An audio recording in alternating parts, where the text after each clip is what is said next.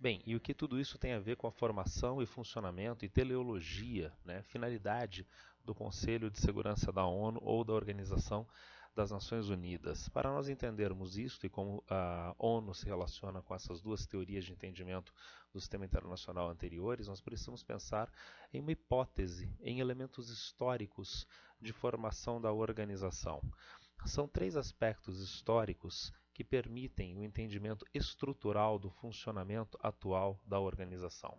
O primeiro deles é o Congresso de Viena, de 1815, inscrito na Ordem Mundial do século XIX. E o que o Congresso de Viena e que essa Ordem Mundial podem legar à ONU a partir da Segunda Guerra Mundial? Ora, pela primeira vez vai ser criado entre os países uma forma de diálogo, uma forma de consultas de alto nível entre os estados, com vistas à manutenção de uma determinada ordem de coisas, com vistas à manutenção da ordem mundial vigente.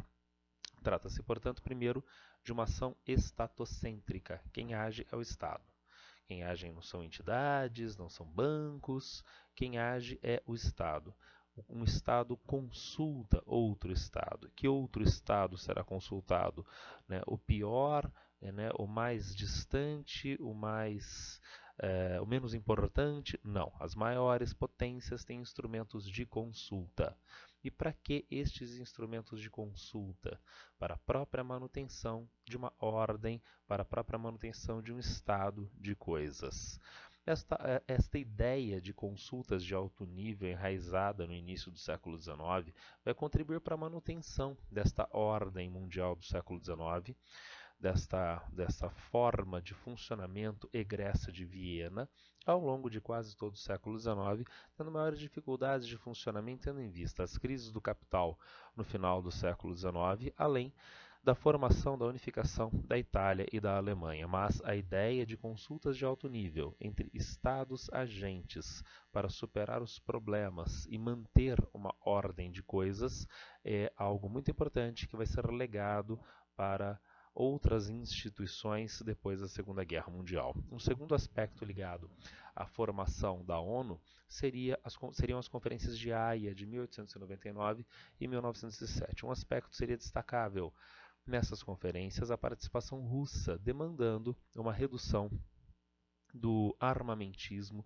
da corrida em armas das potências europeias, potencialmente belicosas, no final do século XIX e no início do século XX. A argumentação russa se respaldaria em altos valores humanitários, cessação das guerras, guerras que ceifam vidas, que deixam marcas nos povos, etc, etc, etc. E, portanto, o discurso é de fundo idealista. Mas para que esse discurso idealista? Ora, a Rússia tinha forças militares acanhadas frente às maiores potências europeias do final do século XIX e do início do século XX.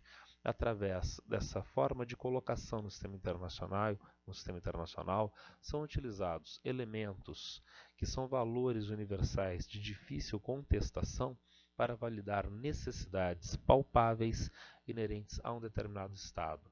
A ideia é veicular um discurso idealista. Esse discurso idealista, por sua vez, sustenta necessidades estratégicas, necessidades palpáveis, necessidades realistas inerentes a um determinado Estado, inerente a um determinado país. E, finalmente, o terceiro e último aspecto que é legado à ONU desde o passado, desde instituições ou conferências anteriores, é a organização logo anterior à ONU, a finada Liga das Nações, a extinta Sociedade das Nações. A Liga das Nações, a Sociedade das Nações, tinha uma estrutura básica de funcionamento muito parecida com a da própria ONU. Era dotada de uma Assembleia Geral, era dotada de um secretário-geral e de um Conselho de Segurança. Entretanto, houve alguns problemas de imobilidade, de incapacidade de ação da Liga das Nações, que contribuiu para ela ser inoperante nas suas funções básicas, sem conseguir evitar o fenômeno da Segunda Guerra Mundial, o que leva à sua eventual extinção.